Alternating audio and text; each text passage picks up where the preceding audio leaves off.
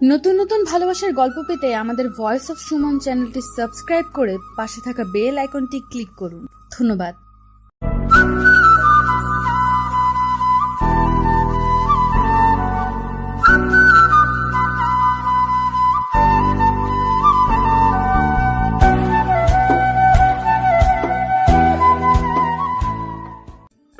কলেজে যাওয়ার জন্য রেডি হচ্ছি, এমন সময় আম্মু এসে বলল, আজকে একটু তাড়াতাড়ি আসিস। কেন? তোকে নিয়ে আমার বান্ধবীর বাসায় যাব। তোমার বান্ধবীর বাসায় তুমি যাও, আমি গিয়ে কি করব? আরে যাব তো তোর জন্য। রাবেয়া তোকে নিয়ে যাওয়ার জন্য বলেছে। আমার জন্য যাবে মানে? তোর জন্য মেয়ে দেখতে যাব। তুমি কি পাগল হইছো? মেয়ে দেখবা মানে? আমি আর রাবেয়া একে অপরকে কথা দিয়েছিলাম আমাদের ছেলে মেয়েকে একসাথে বিয়ে দিয়ে আমাদের সম্পর্কটা আরো গভীর করব। বাহ, নিজেদের জন্য আমাকে কেন বলে দিচ্ছ? তুই ছাড়া আমার আর কোনো ছেলে আছে নাকি? থাকলে তো তাকেই দিতাম। কিন্তু এটা কেমনে সম্ভব? আমি এখনো তোমার কাছ থেকে টাকা নিয়ে পকেট চালাই, বউকে কি খাওয়াবো? তুই যে কি রোজগার করে খাবি সেটা আমি খুব ভালো করেই জানি। খাওয়ার চিন্তা তোর করা লাগবে না। কিন্তু কিন্তু কি? মেয়ে তোর থেকে 1 বছরের বড়। কি বড় মানে? বড়। এই আম্মু, তোমার মাথা কি খারাপ হয়ে গেছে? এমনিতে আমাকে না জানিয়ে বিয়ে ঠিক করছো, এখন আবার বলো মেয়ে আমার থেকে সিনিয়র। তো সমস্যা কি? সমস্যা কি মানে? আরে ছেলেরা সবসময় তাদের থেকে জুনিয়র মেয়ে বিয়ে করে, এটাই সমাজের নিয়ম। কোন হাদিসে লেখা আছে যে সিনিয়র মেয়ে বিয়ে করা যাবে না? দেখো আম্মু, এটা পসিবল না। আজকে যদি মেয়ে আমার থেকে ছোট হতো তাহলে বিয়ের কথা চিন্তা করতাম। আরে আমরা তো মনে করেছিলাম আমার মেয়ে হবে আর রাবেয়ার ছেলে হবে, কিন্তু উল্টো হয়ে গেল। রাবেয়ার আগে মেয়ে হয়ে গেল, তারপর তুই জন্ম নিলি। যদি রাবেয়ার ছোট কোনো মেয়ে থাকতো তাহলে তার সাথেই তোর বিয়ে দিতাম, কিন্তু এখন তো রাবেয়ার একটাই মেয়ে, তাই তাকেই বিয়ে করতে হবে। এই আম্মু, তুমি মানুষ? নিজের ছেলের সাথে কেউ এমন করে? মেয়েটা অনেক ভালো দেখতে, মাশাআল্লাহ। তুই একবার তাকিয়ে আর চোখ ফেরাতেই পারবি না। অনার্স 3য় বর্ষে পড়ে। কি 3য় বর্ষ মানে? অনার্স 3য় বর্ষে পড়ে। এই আম্মু, তুমি কি মানসিকভাবে অসুস্থ হয়ে গেছো? মেয়েটা আমার থেকে 2 ক্লাস সিনিয়র আর বয়সে 1 বছরের সিনিয়র, এটা কেমনে সম্ভব? লোকজন আমাকে কি বলবে? যার যেটা ইচ্ছে সেটা বলুক। তুই আজকে তাড়াতাড়ি বাসায় আসবি। কিন্তু আম্মু, পুরোটা না শোনার আগেই চলে গেল। দূর শালা, মেজাজটাই খারাপ করে দিল। হায় রে, বন্ধুরা আমাকে কি বলবে? বলবে যে আমি একটা বুড়িকে বিয়ে করছি। হায় আল্লাহ, উঠায় নাও আমারে।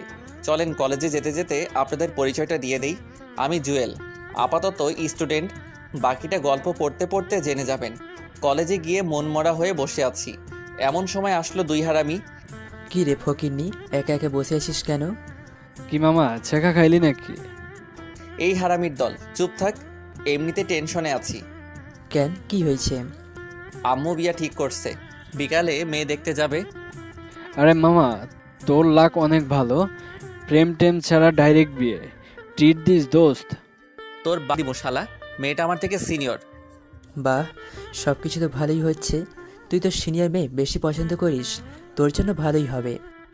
আরে হারামখোর, সিনিয়র পছন্দ করি ঠিক আছে, তার মানে এই নয় যে সিনিয়র কাউকে বিয়ে করব। হালারপুর তামান্নাপুর পেছনে পেছনে ঘুরতি যে বলে গেলে উনি সিনিয়র না। ধুর, তামান্নার সাথে অন্য কাউকে মিলাবি না।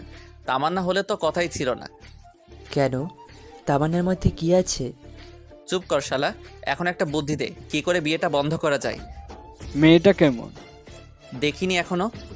আগে দেখে আয়, মেয়েটা দেখ, তোর পছন্দ হলে করিস, না হলে করিস না। কিন্তু আম্মু তো ওর সাথে বিয়ে দিবে। আরে তুই আগে দেখে আয়, সুন্দর হলে আমাকে বলিস, আমি নিজেই করব। আমারও অনেক ইচ্ছে সিনিয়র কাউকে আদর করা। মজা না সত্যি, আগে দেখে আয়, বাকিটা পরে দেখা যাবে। আচ্ছা ঠিক আছে, দেখি কি করা যায়। এরপর 3 জন মিলে একসাথে ক্লাসে চলে গেলাম। আমি 2টা ক্লাস করে বাসায় আসলাম, দেখে আম্মু কার সাথে হেসে হেসে কথা বলছে। আমাকে দেখে বলল, ওই তাড়াতাড়ি কর, তোর হবু শাশুড়ি কল দিয়েছে। বুঝতে আর দেরি হলো না আম্মু কার সাথে কথা বলছে। এদিকে রাগে আমার পুরো শরীরটা জ্বলে যাচ্ছে। যাই হোক, খাওয়া দাওয়া করে রেডি হয়ে একটা সিএনজি করে রাবেয়া আন্টিদের বাসার উদ্দেশ্যে রওনা দিলাম। 1 ঘন্টা পর একটা বাসার সামনে গিয়ে গাড়ি থামলো। আমি আর আম্মু ভিতরে গেলাম। আম্মুকে দেখে একটা মহিলা এসে জড়িয়ে ধরে মরা কান্না কাঁদতে শুরু করলো। এদিকে রাগে আমার গা জ্বলে যাচ্ছে। মহিলাদের এত আবেগ কোথায় থেকে আসে কে জানে। এই দেখলাম ভালো, এখন দেখে আবার কান্না করছে। আমাকে তো শালা বোমা মারলেও কান্না আসবে না। যাই হোক, একটু পর রাবেয়া আন্টি আমার দিকে তাকালো। আম্মু ইশারায় আমাকে সালাম দিতে বলল। আমি সালাম দিলাম। আমার কাছে এসে বলল, এই সুফিয়া, এটা তোর ছেলে নাকি? তোর হবু জামাই। আল্লাহ, কত বড় হয়ে গেছে। জানো বাবা, তোমাকে সেই ছোট্টবেলায় দেখেছি। কত হিসু করছো আমার কোলে, তার কোনো হিসাব নাই। এই মুখ এমন করে রাখছিস কেন? একটু হাসি খুশি থাক। হায় রে আম্মু, বুঝলা না তুমি, আমার কান্না আসছে। চুপ কর, একটু পর বউ আসবে তোর সামনে। প্রায় 45 মিনিট বসে আছি, মহারানীর আসার কোনো খবর নাই। অবশেষে আসলো। মহারানীকে দেখে আমি তো পুরো টাসকি খেয়ে গেলাম। আরে, এটা তো তামান্না আপু, যার পিছনে পিছনে আমি এতদিন ঘোরাঘুরি করেছি। তার মানে তামান্নাই রাবেয়া আন্টির মেয়ে। আহ, তামান্না আমার বউ হবে, এ যেন মেঘনা চাইতে বৃষ্টি পাওয়ার মতো। যাই হোক, তামান্না একটা শাড়ি পরে এসেছে দেখে আমি হাঁ করে ওর দিকে তাকিয়ে রইলাম। আমার এমন হাঁ করে তাকিয়ে থাকা দেখে আম্মু আমাকে একটা টোকা দিল। তারপর বাস্তবে ফিরে আসলাম। তামান্না এসে আমাকে চা দিল। আমার মনের ভিতর তো তখন লাড্ডু ফুটছে। বিদ্যা বালানের গানটা মনের ভিতর বাজতেছে, উলালা উলালা তুই হি মেরেই ফ্যান্টাসি। তামান্না এসে আম্মুকে সালাম দিয়ে ভিতরে চলে গেল। আমিও সোফায় বসে রইলাম। আম্মু অনেকক্ষণ রাবেয়া আন্টির সাথে বসে বসে গল্প করলো। তারপর বিয়ের দিন তারিখ ঠিক করে বাসায় চলে আসলাম।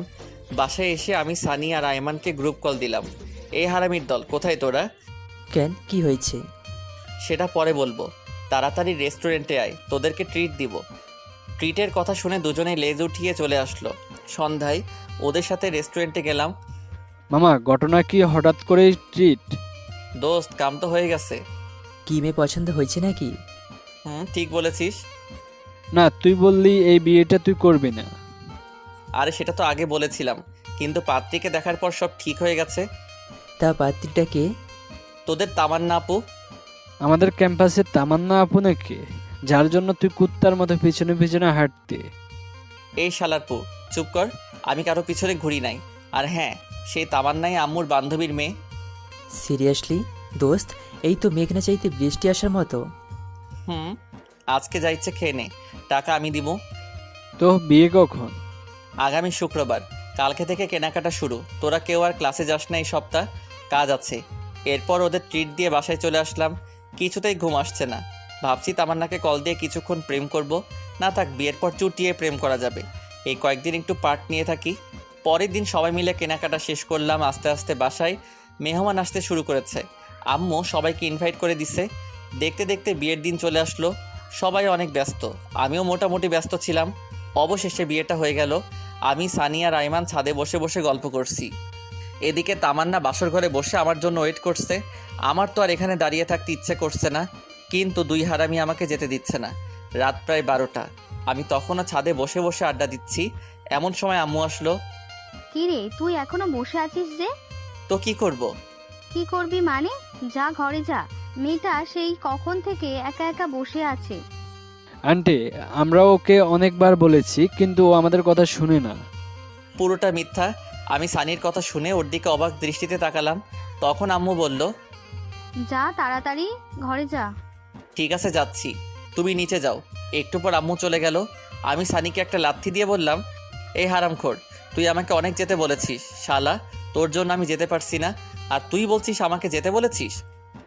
আরে মামা, রাগ করিস কেন? আন্টিকে একটু ফার্ম দিলাম আর কি। আচ্ছা ঠিক আছে, তুই যা। ওকে, যাচ্ছি, দোয়া করিস। এই শোন, বল। মনে করে বিড়ালটা মারিস, তোর ক্ষমতা দেখিয়ে দিবি, না হলে পুরুষ জাতি তোদের ধিক্কার দিবে। চুপ কর, আমি যাচ্ছি। আচ্ছা ঠিক আছে, যা। যদি বেঁচে থাকিস তাহলে কাল দেখা হবে। আমি একটা হাসি দিয়ে নিচে চলে আসলাম।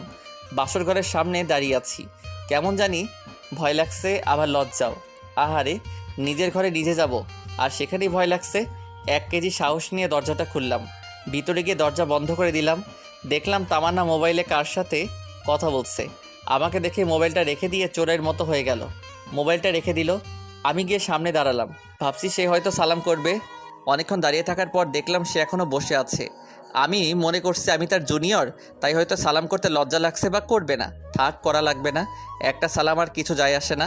আমি গিয়ে খাটের উপর বসলাম। তখন তামান্না বলল, তোর সাথে আমার কিছু কথা আছে। বাহ, শুরুতেই তুই। আমি বললাম কি কথা বলেন? আমি তোকে স্বামী হিসেবে মানতে পারবো না। মুহূর্তে যেন আমার পায়ের নিচ থেকে মাটি সরে যেতে লাগলো।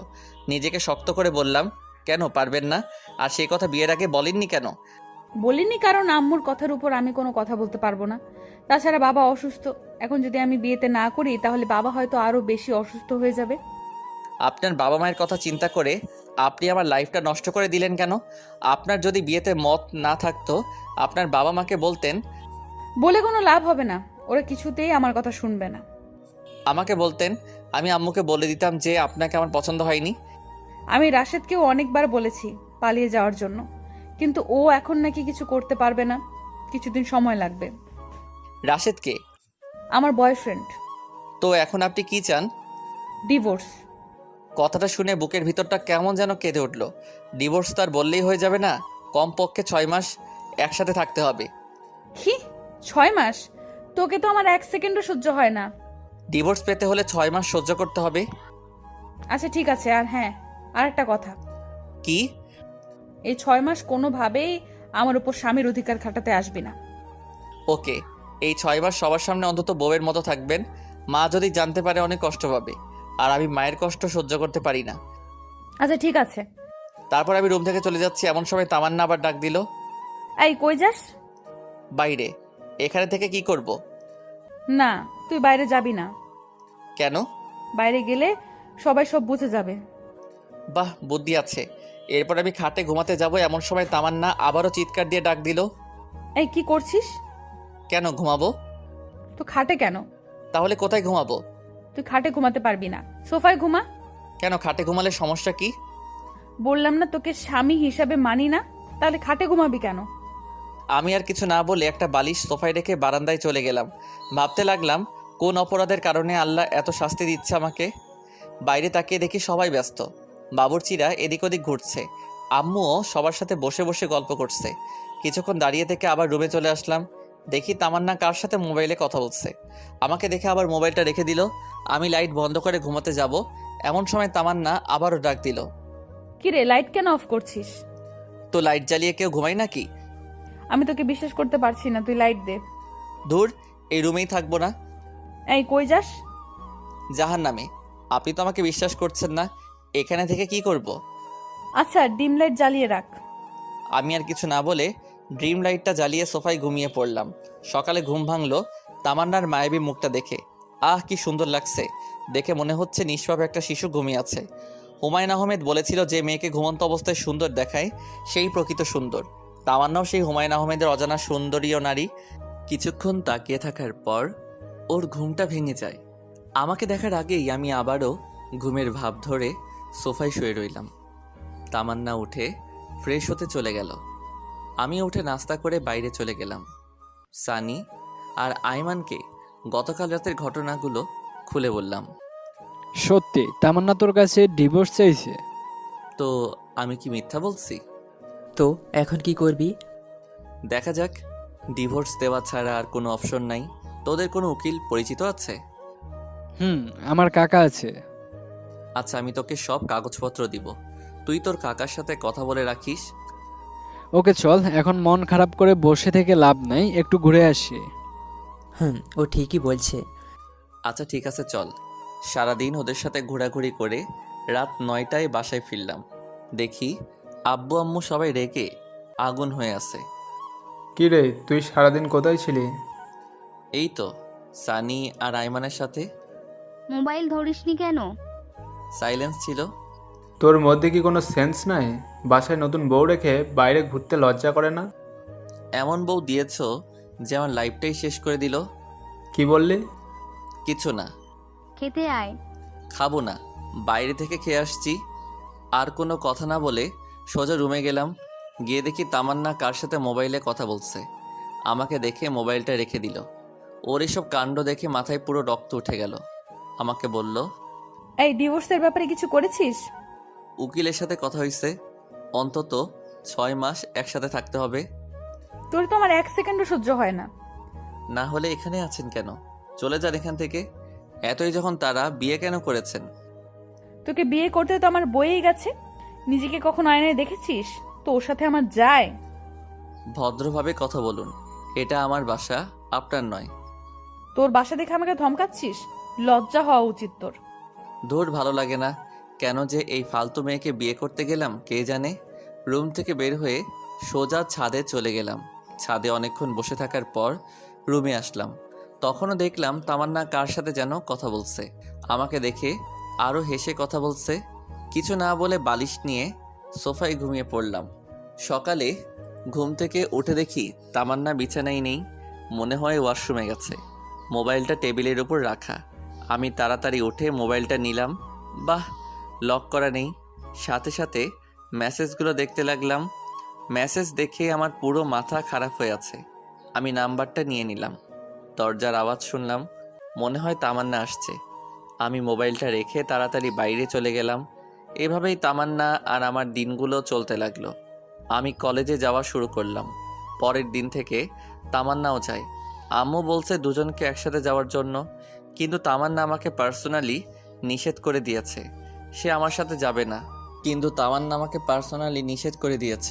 সে আমার সাথে যাবে না। সেদিন ক্লাস শেষ করে আমি বাইরে এসে দেখি তামান্না তার বন্ধুদের সাথে বসে বসে আড্ডা দিচ্ছে আর হাসাহাসি করছে। দেখেই রাগ হতে শুরু করলো। আমি কাছে গেলাম। চলেন। কোথায়? বাসায়। আমি তোর সাথে যাব না, তুই যা। তুই বলার কারণে সবাই হা করে আমার দিকে তাকিয়ে আছে। আম্মু বলেছে আপনাকে সাথে করে নিয়ে যেতে। এই কুত্তা, তোরে না বলছি আমার উপর স্বামীর অধিকার খাটাতে আসবি না? যা, তুই তোর মাকে নিয়ে থাক। মাকে নিয়ে কোনো বাজে কথা বলবেন না। বললে কি করবি? আপনি বাসায় চলুন। এই কথা বলে আমি ওর হাতটা ধরে টানতে চাইছি, এমন সময় ঠাস আমার গালে একটা চর বসিয়ে দিল। তো সাহস কি করে হয় আমার হাত ধরার, বেহায়া কোথাকার? এই কথা বলে তামান্না উঠে চলে গেল। আমি গালে হাত দিয়ে দাঁড়িয়ে রইলাম। পুরো ক্যাম্পাসের ছাত্রছাত্রী আমার দিকে তাকিয়ে আছে। লজ্জায় মাথা কাটা গেল। আমি আর দাঁড়িয়ে না থেকে একটা পার্কের পাশে এসে বসে রইলাম। এমন সময় তামান্নার মোবাইল থেকে নেওয়া নাম্বারটার কথা মনে হলো। চিন্তা করলাম কল দিব, কিন্তু না, দিলাম না। নাম্বারটা সেভ করে নিলাম। ইমোতে কানেক্ট হওয়ার পর প্রোফাইলের ছবিটা দেখলাম। একটু সুন্দর হ্যান্ডসাম ছেলে বাইকের উপর বসে আছে। মনে হয় এই ছেলের সাথেই তামান্নার রিলেশন চলছে। ছেলেটাকে দেখে কেমন যেন মনে হলো প্লে বয়। আমি ছবিটা নিয়ে আমাদের বন্ধুদের গ্রুপে দিলাম আর বললাম এই ছেলেকে দেখার সাথে সাথেই আমাকে কল দিতে। তারপর ওখানে আরও কিছুক্ষণ থেকে বাসায় চলে গেলাম। বাসায় যাওয়ার সাথে সাথেই আম্মু এসে ঠাস করে একটা চর বসিয়ে দিল। আমি আবুলের মতো দাঁড়িয়ে রইলাম। মারলে কেন? বেশ করেছি, তোকে আরো মারা উচিত। কেন? কি করেছি আমি? লজ্জা করে না তোর বাসায় বউ রেখে অন্য মেয়েকে নিয়ে পার্কে ঘুরতে? মানে কে বলেছে এসব? তামান্না তোকে আর একটা মেয়েকে একসাথে দেখেনি। তোকে নিষেধ করার কারণেই তুই তামান্নাকে সবার সামনে মেরেছিস। শুনেই আমার মাথায় আকাশ ভেঙে পড়ল। আম্মু, আমার কথাটা শোনো। চুপ কর, আমাকে আম্মু বলবি না। আমি কোনোদিন চিন্তাও করিনি তুই এত খারাপ হয়ে যাবি। আম্মু, সব কিছু মিথ্যা। আমি জানি, তুই যা আমার চোখের সামনে থেকে, তোকে যেন আর না দেখি। ধুর, কার মুখ দেখে ঘুম থেকে উঠলাম কে জানে। অপরাধ না করে অপরাধী হয়ে গেলাম। নিজের মাও বিশ্বাস করছে না। ব্যাগটা নিয়ে বাইরে চলে গেলাম। অনেকক্ষণ বসে থাকার পর দেখলাম রাত অনেক বেশি হয়ে গেছে। বাসায় না গিয়ে সানির বাসায় চলে গেলাম। কিরে, রাতের বেলা তুই এখানে? কেন, সমস্যা হচ্ছে নাকি? হলে বলো, চলে যাচ্ছি। আরে পাগল নাকি? কিসের সমস্যা? তোকে তো জোর করেও নিয়ে আসা যায় না, কিন্তু নিচ থেকে আসলি, তাও রাতের বেলায়। তাই জিজ্ঞেস করলাম। আচ্ছা বাদ দে, ভিতরে আয়। ভিতরে যাওয়ার পর ওর আব্বু আম্মুকে সালাম করে ওর রুমে চলে গেলাম। ফ্রেশ হয়ে আসলাম, দেখে আব্বু বারবার কল দিচ্ছে। আমি কেটে দিয়ে সুইচ অফ করে দিলাম। সানির আম্মু এসে খাবার জন্য ডাকতে লাগলো। দুজনে গিয়ে খেয়ে আসলাম। সানি বলল, এখন বল কাহিনী কি? আমি পুরো ঘটনাটা সানির সাথে শেয়ার করলাম। সানি বলল, তাহলে এই ব্যাপার? আচ্ছা, তোর কাকার সাথে ডিভোর্সের ব্যাপারে কথা বলেছিস? কিছুদিনের মধ্যে ডিভোর্স পেপার চলে আসবে। তুই একটু বলিস যেন তাড়াতাড়ি দিয়ে দেয়। আচ্ছা ঠিক আছে। তারপর সানির সাথে ঘুমিয়ে পড়লাম। পরের দিন সানিদের বাসা থেকে সরাসরি কলেজে চলে গেলাম। ক্লাস করতে ভালো লাগছে না, তাই বাইরে এসে আমি, সানি আর আয়মান গাছতলায় বসে আছি। দেখলাম তামান্না একটা ছেলের সাথে বাইকে করে কলেজে আসছে। বাইক থেকে নেমে ছেলেটার হাত ধরে উপরে যেতে লাগলো। দেখে আমার মাথা খারাপ হয়ে গেল।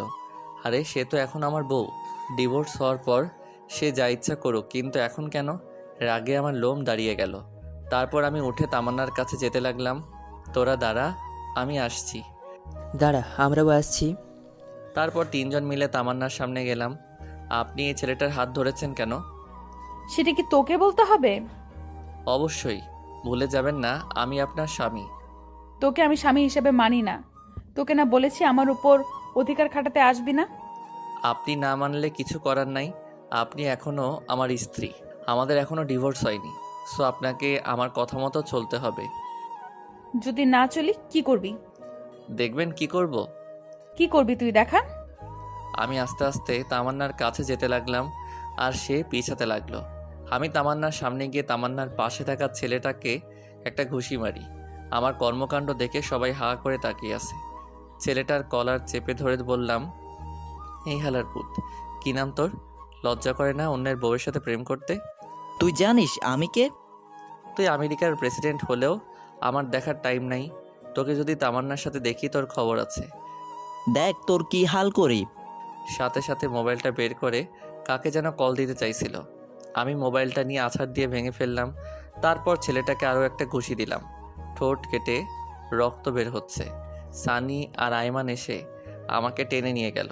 তামান্না আর রেগে যাওয়া দেখে ভয় কাঁপতে লাগলো। সানি আর আয়মানের সাথে নিচে চলে আসলাম।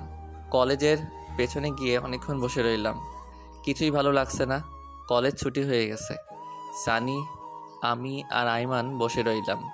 অনেকক্ষণ পর আমরা উঠে হাঁটা দিলাম। পরে সানি আর আয়মানের কাছ থেকে বিদায় নিয়ে বাসার দিকে রওনা দিলাম। ওরা ওদের বাসায় চলে গেল। দুপুরবেলা রাস্তায় মানুষজন খুব একটা বেশি নাই, একেবারে নেই বললেই চলে। খেয়াল করে দেখলাম দুই ছেলে সিগারেট টানতে টানতে আমার পিছনে আসতে লাগলো। আরেকটু যাওয়ার পর আর চারজন একটা গলি থেকে বের হয়ে আসলো। দেখতে মাস্তান টাইপের, আমার পিছু পিছু আসতে লাগলো। হঠাৎ করে একটা ছেলে পেছন থেকে আমার ঘাড়ের উপর হাত দিয়ে চাপ দেয়। আমি পেছনে তাকাই। কি সমস্যা? ঘাড়ে কেন হাত দিলেন? আগুন আছে, সিগারেট ধরাবো। না, আমি ওসব খাই না। আইসে আমার লক্ষ্মী ছেলে, ওসব খাই না। কি ব্যাপার, আপনাদের সমস্যা কি? আমার কোনো কথার উত্তর না দিয়ে একটা ছেলে এসে আমার মুখ চেপে বাকিগুলো এসে আমার উপর ঝাঁপিয়ে পড়ে। একা ওদের সাথে পেরে উঠতে পারছি না। ওরা অনেক বাজেভাবে আমাকে মারে। দুইজনে আমার হাত ধরে রাখে, বাকিগুলো মুখে আর বুকে ঘুষাতে লাগে। মুখ দিয়ে রক্ত পড়ছে। আমি দাঁড়িয়ে থাকতে না পেরে শুয়ে গেলাম। দেখলাম তামান্না আর ওই ছেলেটা বাইক নিয়ে আসলো। ছেলেটা সবাইকে বলল, মরে গেলে নদীতে নিয়ে গিয়ে ফেলে দিস। তামান্না ওর কথা শুনে হাসছে। তারপর দুজনে বাইক নিয়ে চলে গেল। একটা ছেলে লাঠি দিয়ে মাথায় আঘাত করে। তারপর আর কিছু মনে নাই। যখন জ্ঞান আসলো, নিজেকে হাসপাতালে আবিষ্কার করলাম। দেখলাম আয়মান আর সানি পাশে বসে আছে। এখন কেমন লাগছে? মোটামুটি। আম্মু কই? এতক্ষণ ছিল, আমরা তাকে বাসায় পাঠিয়ে দিচ্ছি। এই 2 দিন এখানে থেকেতেই অসুস্থ হয়ে গেছে। তার মানে 2 দিন পর জ্ঞান আসলো। শরীরের প্রত্যেকটা অঙ্গ ব্যথা করছে। অনেক কষ্টে উঠে বসলাম। তারপর ওদের বললাম, তামান্না আসছিল? হ্যাঁ, একবার আসছিল। ওর বাবা নাকি অসুস্থ, সেখানে চলে গেছে। ও আচ্ছা। তোর এই অবস্থা কি করে হলো? এই, তুই পাগল হয়েছিস? ও ঠিকমতো কথাই বলতে পারছে না, আর তুই ঘটনা জিজ্ঞেস করতেছিস? আচ্ছা বাসায় চলো, ওখানে বলবো। এখন বাসায় যাওয়া যাবে না, তোর আরো 2 দিন থাকতে হবে। এখানে থাকতে ভালো লাগছে না। আম্মুকে একটা কল দে, আজকে চলে যাব। তারপর আম্মু আসলো। এসে আমাকে ধরে কান্নাকাটি শুরু করে দিল। ডাক্তারের কাছ থেকে অনুমতি নিয়ে বাসায় চলে গেলাম। সেদিন রাতে সানি আর আইমান আমার সাথেই ছিল। তাদের সব ঘটনা খুলে বলি। সানিকে বললাম তাড়াতাড়ি ডিভোর্স পেপারটা যেন রেডি করে। সেদিন 3 জন একসাথে ঘুমিয়ে পড়লাম। পরের দিন দেখি তামান্না ওর বাবার বাড়ি থেকে চলে আসছে। আমাকে দেখে বলল, কী রে, বেঁচে আছিস? আমি তো ভাবছি মারা গেছিস। রাগে আমার রক্ত গরম হয়ে গেল। সানি আর আইমান সব কিছু শুনে ফেলেছে।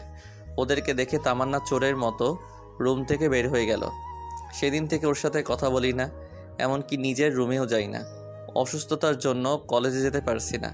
তামান্না ঠিকই যাচ্ছে। কলেজে গিয়ে যে কী করে সেটা আমি খুব ভালো করেই জানি। এভাবে আরও 1 সপ্তাহ কেটে গেল। তামান্নার ব্যবহার আরও খারাপ হতে লাগলো। একদিন সকালবেলা ঘুরতে বের হয়েছি, এমন সময় ফাহাদের কল আসলো। কী রে, কী অবস্থা? এই তো মোটামুটি। তোর কি অবস্থা? আসি আগের মতো। বন্ধু, তুই যে একটা ছেলের ছবি দিয়েছিলি মনে আছে? কী হয়েছে এখন? ওই ছেলেটা একটা মেয়ের সাথে পার্কে বসে আছে। আরে কি বলিস, কোন পার্ক? ফাহাদ ঠিকানা দিল। ঘড়ির দিকে তাকিয়ে দেখি 11টা বাজে। তামান্না কি কলেজের নাম দিয়ে ছেলেটার সাথে পার্কে গেছে? কেমন জানি খারাপ লাগছে। বিয়ের পরও এসব করে? আর ছেলেটাই বা কেমন? অথচ মা তামান্নার কথা শুনে আমাকে অবিশ্বাস করে। না, এত কিছু ভেবে লাভ নেই, আগে পার্কে যাই, দুজনের একসাথে কয়েকটা ছবি নেই, তারপর আম্মুকে দেখাবো, সহজেই ডিভোর্সটা হয়ে যাবে। তাড়াতাড়ি পার্কে গেলাম, ফাহাদও সেখানে দাঁড়িয়ে আছে। দুজনে ভিতরে গেলাম, দেখলাম সেই ছেলেটা যে লোক পাঠিয়ে আমাকে মেরেছে তামান্নাকে বাইকে উঠিয়ে ঘোরাফেরা করে। ছেলেটাকে স্পর্শ দেখা যাচ্ছে কিন্তু মেয়েটাকে দেখা যাচ্ছে না। আমার কেমন যেন মনে হচ্ছে এই মেয়েটা তামান্না নয়। উল্টো পথে গিয়ে দেখি আসলে মেয়েটা তামান্না নয়। তার মানে ছেলেটা এরকম আরও অনেক মেয়ের সাথেই প্রেমের অভিনয় করে। শালার দেখলেই মনে হয় একটা প্লে বয়। কোনো কিছু না ভেবে ভিডিও করা শুরু করলাম। বাহ, কি সুন্দর একজন আরেকজনকে জড়িয়ে ধরে আছে, হাতে হাত রেখে হাসাহাসি করছে। ফাহাদকে বললাম তুই ভিডিও করতে থাক, আমি যেটুকু করেছি সেটা তামান্নাকে পাঠাই। সাথে সাথেই তামান্নাকে পাঠিয়ে দিলাম। তামান্না ভিডিওটা দেখে আমাকে কল দেওয়া শুরু করলো, আমি ধরলাম না। তারপর সে আমাকে একটা SMS দিল জায়গাটা কোথায় সেটা বলার জন্য। আমি পার্কের নাম সেন্ড করে দিলাম। 10 মিনিটের মধ্যেই তামান্না সেখানে এসে হাজির। আমি আর ফাহাদ লুকিয়ে গেলাম। তামান্না পাগলের মতো ছেলেটাকে খুঁজতে লাগলো। তারপর ছেলেটাকে দেখে ফেলে। ছেলেটার সামনে গিয়েই ওর শার্টের কলার চেপে ধরে ঠাস ঠাস 2টা চর বসিয়ে দেই। ছেলেটা রাগী দৃষ্টিতে তামান্নার দিকে তাকায়। তামান্না বলতে থাকে, ছি, তোর লজ্জা করে না আমার সাথে রিলেশন করে এখন অন্য মেয়ের সাথে টাঙ্কি মারতে? তুমি যা ভাবছো তা নয়, আমার কথাটা একটু শোনো। কি শুনবো তোর কথা? যা দেখার তা তো নিজের চোখেই দেখলাম। তামান্নার কথা শুনে ছেলেটার পাশে থাকা মেয়েটা রেগে যায়। তারপর সেও ছেলেটাকে একটা চর দিয়ে চলে যায়। আমি আর ফাহাদ বসে বসে হাসতেছি। শালা প্লে বয়, এবার ঠেলা সামলা। মেয়েটা চলে যাওয়ার পর ছেলেটা তামান্নার গালে একটা চর বসিয়ে দেয়। সাথে সাথে আমার মাথা খারাপ হয়ে গেল। ইচ্ছে করছিল ছেলেটাকে মেরে পুঁতে ফেলি, কিন্তু না, তামান্নাও আমাকে অনেক কষ্ট দিয়েছে। এবার বুঝুক ভালোবাসার মানুষ কষ্ট দিলে কেমন লাগে। বেশি আলগা পিরিত দেখালে এমনটাই হয়। ছেলেটা তামান্নাকে বলতে লাগলো, এই তুই আমাকে বাড়ির সামনে অপমান করলি কেন? বেশ করেছি। তুই আমার সাথে রিলেশনে থেকে আবার অন্য মেয়ের সাথে কি? কি তোর সাথে রিলেশন? কি করে ভাবলি আমি তোর সাথে প্রেম করতেছি? মানে আমি তোর সাথে কোনো রিলেশন করিনি। যা ছিল সেটা হচ্ছে টাইম পাস। আর তোর মতো মেয়েকে আমি আমার স্ত্রী বানাবো সেটা ভাবলি কি করে? কেন, আমি কি করছি? পারবি না কেন? যে মেয়ে বাসায় স্বামীর সাথে খারাপ ব্যবহার করে, বিয়ের পরেও অন্য ছেলের সাথে রিলেশন করে, তাকে আমার বউ বানাবো? এটা জীবনেও সম্ভব নয়। প্রপোজ করার সময় এটা মনে ছিল না? সব ছিল। তোর সাথে জাস্ট টাইম পাস করেছি, টাকা নেওয়ার জন্য, আত্মশরীর ভোগ করার জন্য। টাকা তো খেয়েছি, কিন্তু শরীরটা এখনো বাকি আছে। আর আমি বিয়ে করব পারিয়াকে। ওর বাবার অনেক টাকা, তোর বাবার কি আছে? তামান্নার সাথে সাথে ছেলেটাকে আরও একটা চর মারে।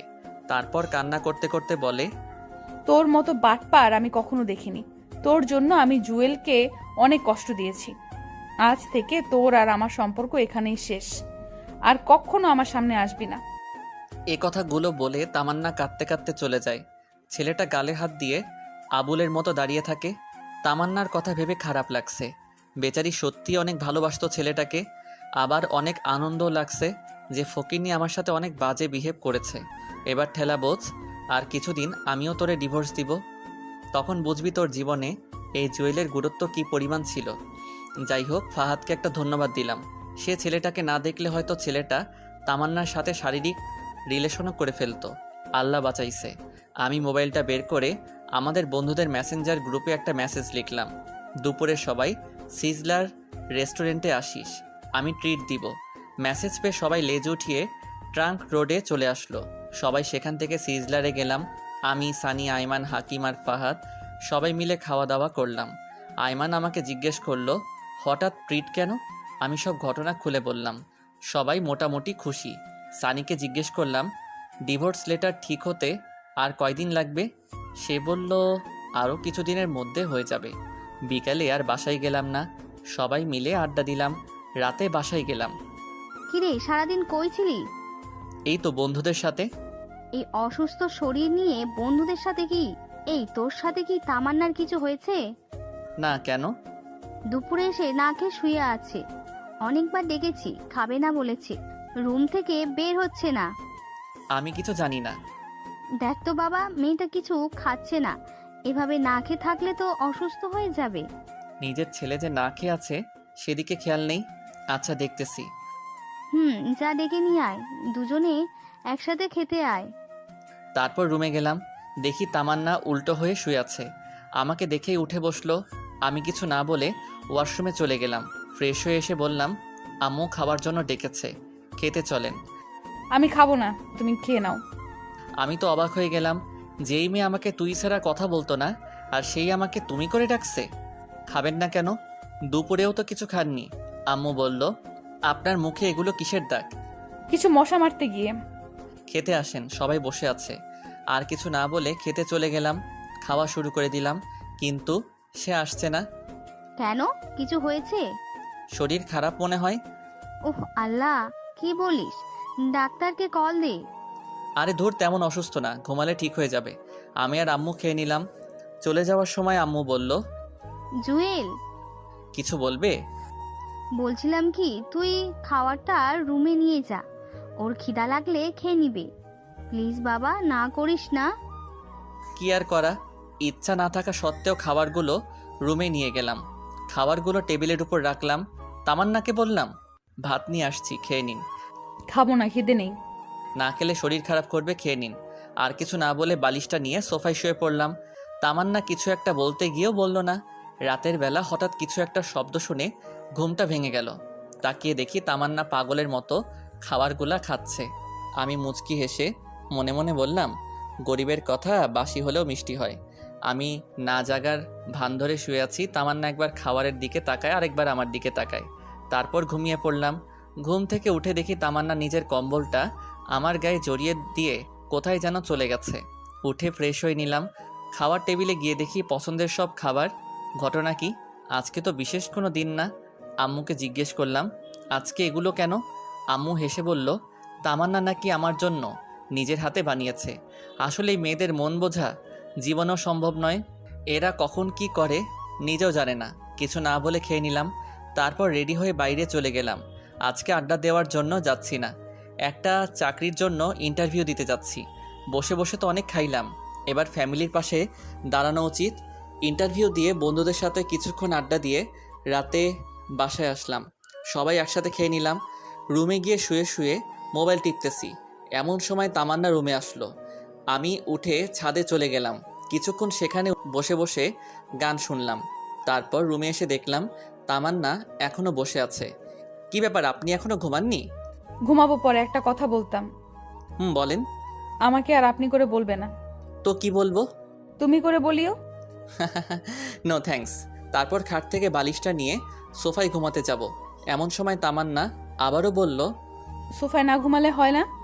তো কোথায় ঘুমাবো? তুমি এবার থেকে খাটে ঘুমাবে। কেন, আপনার চর খাওয়ার জন্য নাকি অপমানিত হওয়ার জন্য? দেখেন, আমারও একটা পার্সোনালিটি আছে। আগে সব কিছুর জন্য সরি। আমি কিছু না বলে সোফায় ঘুমিয়ে পড়লাম।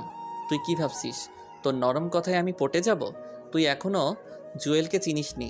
আমিও তোকে অনেক ভালোবাসতাম, কিন্তু যখনই তোর কাছে যেতাম অপমান ছাড়া আর কিছুই পাইনি। যাক, এত কিছু ভেবে লাভ নেই, ঘুমিয়ে পড়ি। রাতের বেলা কারো গোঙানি শব্দে ঘুম ভাঙল। ডিম লাইটের আলোয় রুমের সব কিছু হালকাভাবে দেখা যাচ্ছে। দেখলাম তামান্না শুয়ে শুয়ে কান্না করতেছে। কাঁদুক, তাতে আমার কি? কানের মধ্যে কাঁথা চাপ দিয়ে আবারও ঘুমিয়ে পড়লাম। সকালবেলা কারো নরম হাতের স্পর্শে ঘুম ভাঙল। হালকা চোখ খুলে দেখি তামান্না আমার মাথায় হাত বুলাচ্ছে। আমিও না জানার ভান করে শুয়ে আছি। একটু পর সে উঠে গোসল করতে চলে গেল। গোসল করে এসে আমাকে ডাকতে লাগলো। উঠে আমিও ফ্রেশ হয়ে নিলাম। সকালবেলা নাস্তা করে শুয়ে শুয়ে ফেসবুকিং করছি, এমন সময় আইমান কল দিয়ে বলল আমার চাকরিটা হয়ে গেছে। আমিও মহা খুশি। যাক, অবশেষে পরিবারের হাল ধরতে পারবো। আম্মুকে খবরটা দিলাম, আম্মুও অনেক খুশি। তামান্নাকে কিছু বললাম না। সেদিন রাতে সানি আর আইমানের সাথে আড্ডা দিয়ে রাতে বাসায় আসলাম। তামান্না আমাকে বলল, কংগ্রেচুলেশন। Thanks, but why? নতুন চাকরি পাওয়ার জন্য। ও আচ্ছা। পরের দিন তাড়াতাড়ি ঘুম থেকে উঠলাম, রেডি হয়ে অফিসে চলে গেলাম। প্রথম দিন ভালোই লাগলো, এভাবে আরও 10 দিনের মতো চলে গেল।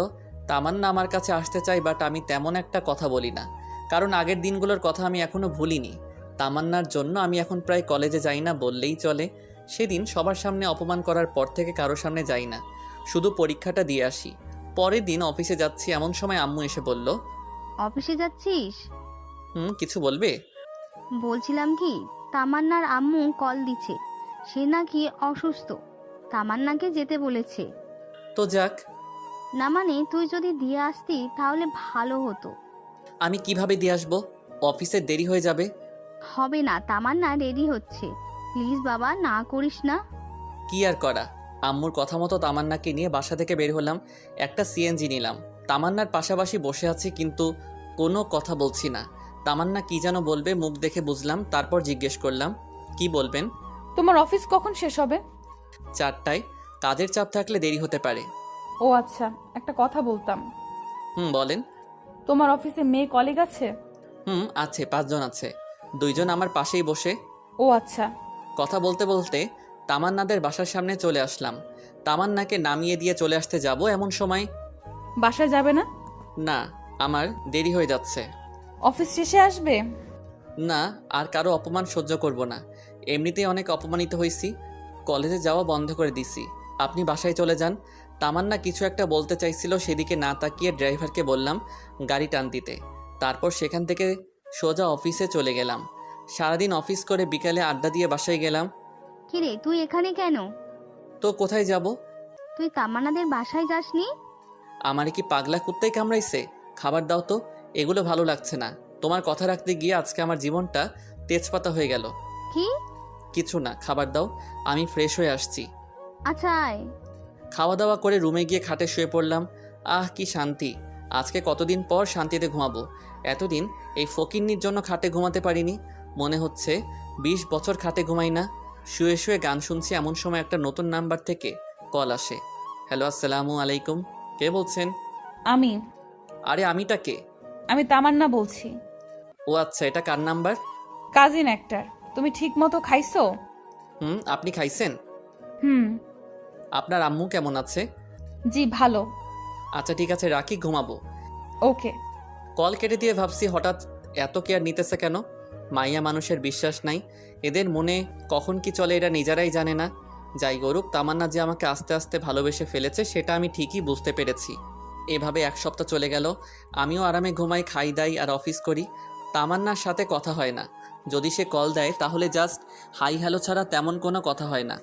সেদিন অফিসে কাজ করছি, এমন সময় সানি কল দিল। কিরে কি অবস্থা? এই তো মোটামুটি, তোর? আছি, বেকার মানুষের আর কিসের অবস্থা। আচ্ছা শোন, এই জন্যই কল করেছিলাম। বল। তোর ডিভোর্স পেপার রেডি হয়ে গিয়েছে, আমি বিকালবেলায় নিয়ে আসবো, তুই দিঘির পাড়ে আসিস। থ্যাঙ্কস দোস্ত। ধন্যবাদ দিতে হবে না, ট্রিট দিলে হবে। আচ্ছা ঠিক আছে, আইমানকে বলে দিস। আচ্ছা ঠিক আছে। যাক, অবশেষে পেপারটা রেডি হলো। এটা নিয়ে এতদিন কী যে প্যারাইছিলাম তা বলে বোঝানো যাবে না। বিকেলে অফিস শেষ করে দিঘির ওখানে গেলাম। সানি আর আইমান বসে আছে, ওদের সাথে অনেকক্ষণ আড্ডা দিলাম। তারপর বাসায় আসলাম, এসে দেখি আম্মু রেগে আছে। কি হয়েছে, এভাবে তাকিয়ে আছো কেন? তোর মোবাইল কই? আছে তো। যা শালা, মোবাইল তো বন্ধ হয়ে আছে। তোরে কল দিলে কল যায় না কেন? আম্মু চার্জ নেই, শেষ হয়ে গেছে। টিপতে ভালো লাগে, চার্জ দিতে ভালো লাগে না? আচ্ছা বাদ দাও, কেন কল দিছো? তামান্নাকে নিয়ে আসার জন্য। তো ও নিজে আসুক, আমি ওর বডিগার্ড নাকি? এ কেমন কথা? মেয়েটা একা একা আসবে কি করে? যা নিয়ে আয়। নিয়ে আসবো মানে? যা, এখন নিয়ে আয়, না হলে ঘরে জায়গা নেই তোর। কি করা, আবারও তামান্নাদের বাসার উদ্দেশ্যে রওনা দিলাম। ওখানে এসে দেখি 8:30 বাজে। কলিং বেল বাজালাম। অনেকক্ষণ পর তামান্নার আম্মু এসে দরজা খুলে দিল। আসসালামু আলাইকুম, কেমন আছেন? আলহামদুলিল্লাহ ভালো। তুমি কেমন আছো বাবা?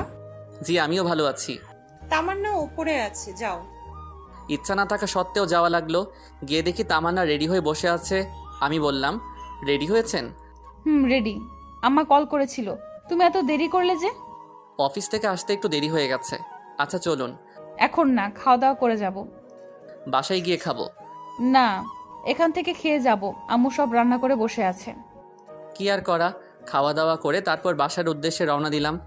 সিএনজিতে আর কোনো কথা হয়নি। ভিতরে ভিতরে টেনশনে আছি, আজ থেকে আবার শান্তি মতো ঘুমাতে পারবো না। একটু পর বাসায় চলে আসলাম। এসে দেখি বাসার লাইট সব বন্ধ। দরজা টোকা দেওয়ার আগেই খুলে গেল। পুরো বাসা অন্ধকার। আমি আম্মুকে কয়েকবার ডাকলাম কিন্তু কোনো সাড়া শব্দ নাই। খুব ভয় পেয়ে গেছি। কোনো অঘটন ঘটল না তো? তামান্না ভয়ে আমার হাত চেপে ধরে দাঁড়িয়ে রইল। বুঝলাম ওর হাত কাঁপতেছে। আমি পকেট থেকে মোবাইলটা বের করব এমন সময় আমাদের দুজনকে অবাক করে দিয়ে অনেকগুলো লাইট একসাথে জ্বালিয়ে দিয়ে সানি, আইমান, আম্মু সবাই একসাথে বলে উঠল, happy birthday dear Tamanna, many many returns of the day. আমি তো পুরা টাসকি খেয়ে গেলাম। এগুলো কে করলো, কখন করলো, কিভাবে করলো? আমি তো এই 2 ঘন্টা আগেই বাসায় ছিলাম, তখন তো তেমন কিছুই ছিল না। আমি ভাবছি আর তামান্না আম্মুকে বলল, আম্মু, আপনি কি করে জানলেন আজকে আমার জন্মদিন? আর এত কিছু কে করেছে? সবাই একসাথে আমাকে দেখিয়ে দিল। আমি আরও একটা টাসকি খেলাম। যাই হোক, সবাই মিলে কেক কাটলাম। তামান্না প্রথমে আমাকে খাইয়ে দিল, আমিও খাইয়ে দিলাম। একে একে সবাই খাওয়া দাওয়া করে অনেক মজা করলাম। সানিয়া, রাইমান তামান্নাকে অনেকগুলো গিফট দিল। আম্মু একটা রিং দিল, বাকি শুধু আমি আছি। সানি হঠাৎ করে বলল, জুয়েল তার গিফট কালকে সকালে দিবে। আমি নির্বাক হয়ে দাঁড়িয়ে রইলাম। পরে আমি, সানিয়া, রাইমান ছাদে চলে গেলাম। কিরে, তোরা এত কিছু কি করে জানিস? আমরা জানতাম না, আন্টি আমাদেরকে বলছে, আর তোকে কিছু বলতে নিষেধ করেছে। ও আচ্ছা। এই সানি, তুই যে বলিস সকালে গিফট দিব, কি গিফট দিব? আরে বেটা, তামান্না তোর কাছে ডিভোর্স চাইছে না? ডিভোর্স পেপার তো রেডি, সকালে দিয়ে দিবি। আর এটা হবে তামান্নার জন্য সবচেয়ে বড় উপহার। ঠিক, চল, অনেক রাত হয়েছে, ঘুমিয়ে যাই। চল। এরপর বাসায় চলে আসলাম। সানি আর আইমানকে রুম দেখিয়ে দিয়ে আমি আমার রুমে গেলাম। দেখলাম তামান্না বসে বসে মোবাইল টিপতেছে। আমি যাওয়ার পর, থ্যাঙ্কস কেন? এত বড় সারপ্রাইজ দেওয়ার জন্য। ঘুমিয়ে যান, অনেক রাত হয়েছে। তারপর বিছানা থেকে বালিশ নিয়ে সোফায় যাচ্ছি এমন সময় তামান্না বলল, আমার গিফট কালকে অফিসে যাওয়ার আগে টেবিলের উপর রেখে যাব। ওকে, একটা কথা বলার ছিল। বলেন। সোফায় না ঘুমালে হয় না? তো কোথায় ঘুমাবো? খাটে ঘুমাও। নো থ্যাঙ্কস, আপনি ঘুমিয়ে যান। আর কোনো কথা না বলে ঘুমিয়ে গেলাম। সকালে উঠে দেখি তামান্না আমার আগে উঠে গেছে। আমি ফ্রেশ হয়ে ডাইনিং রুমে গিয়ে দেখি আম্মু রান্না করছে আর তামান্না সেগুলো টেবিলের উপর সাজিয়ে দিচ্ছে। তারপর নাস্তা করে রেডি হয়ে ডিভোর্স পেপারটা হাতে নিলাম। অনেক কষ্ট হচ্ছে সাইন করতে। অনেক ভালোবেসে ফেলেছি মেয়েটাকে, কিন্তু কিছু করার নাই। হয়তো সে অন্য কারো কাছে আমার থেকে বেশি ভালো থাকবে। আমি চাই সে সবসময় ভালো থাকুক। মনকে শক্ত করে সাইনটা করে দিলাম। আরও ছোট একটা চিটকুট লিখলাম, আজকে আপনাকে মুক্ত করে দিলাম। আপনার জন্মদিনে আপনার বেস্ট চাওয়াটাই আমি পূরণ করার চেষ্টা করেছি। আশা করি আপনি সাইনটা করে দিবেন। অনেক বেশি ভালো থাকবেন। আল্লাহ যেন আপনাকে অনেক ভালো রাখে, সেই দোয়াই রইল।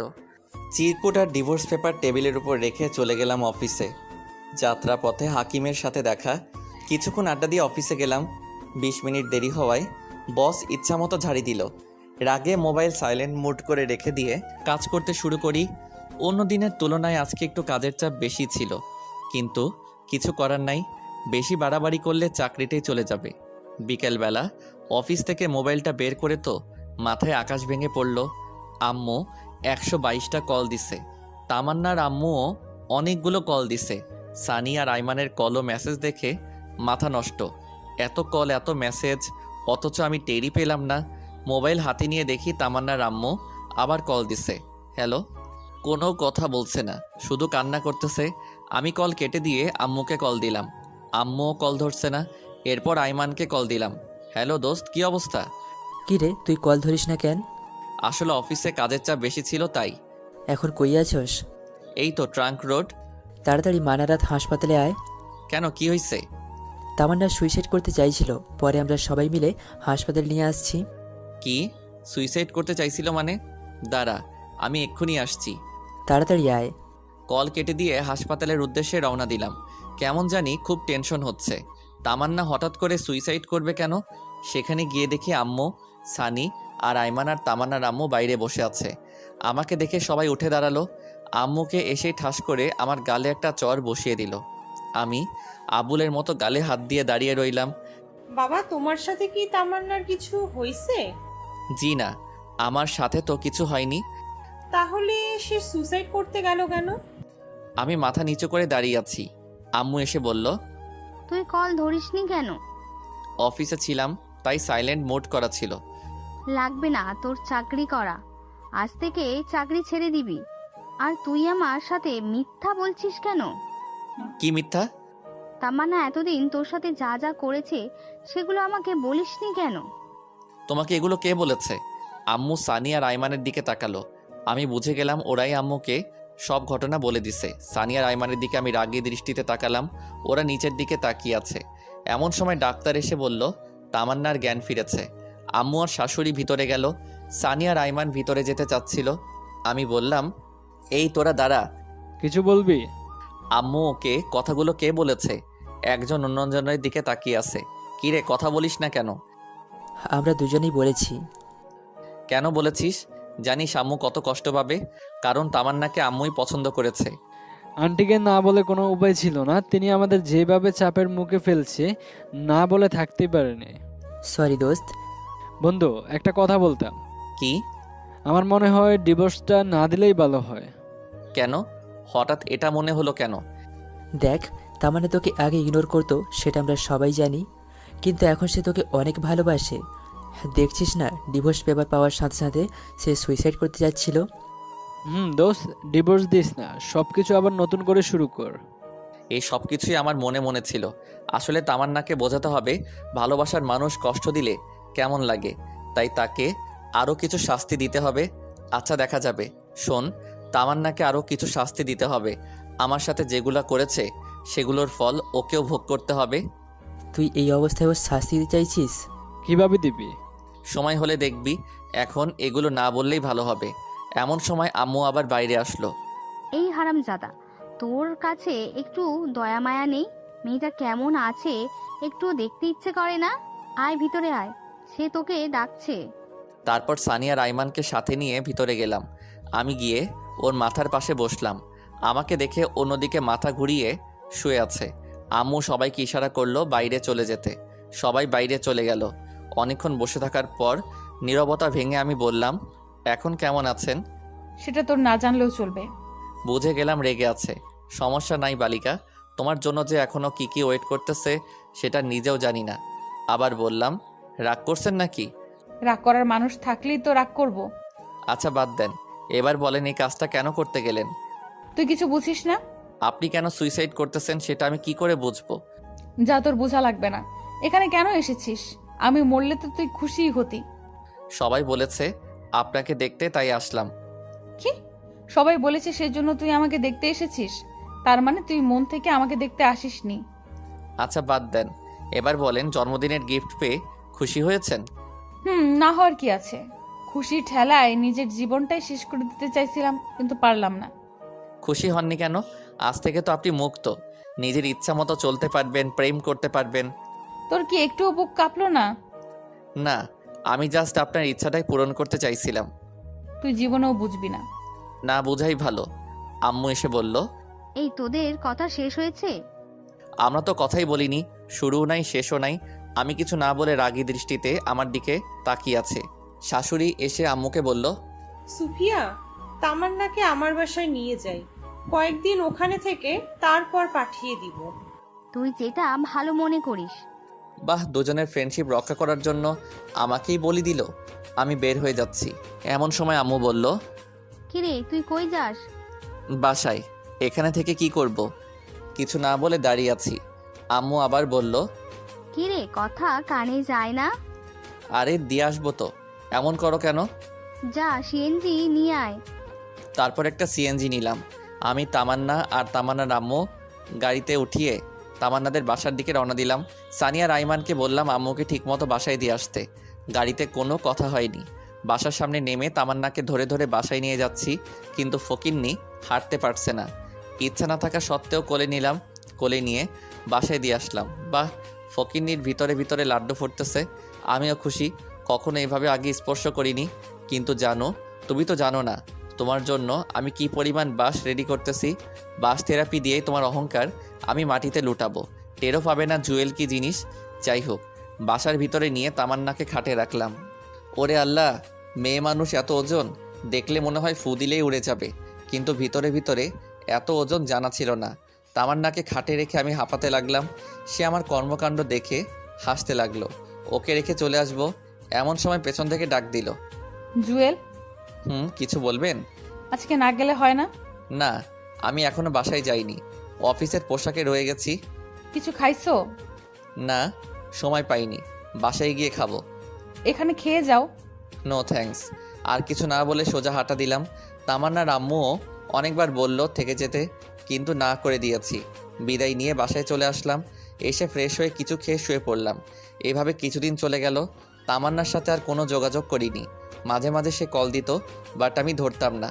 কয়েকদিন পর সকালবেলা অফিসে যাওয়ার জন্য রেডি হচ্ছি, এমন সময় আম্মু আসলো। কিছু বলবে? অফিস কয়টায় ছুটি হবে? 4টায়। কাজ বেশি থাকলে দেরি হতে পারে। কেন? না, বলছিলাম অনেক দিন হলো মেয়েটাকে দেখছিস না, তুই যদি তামান্নাকে নিয়ে আসতি।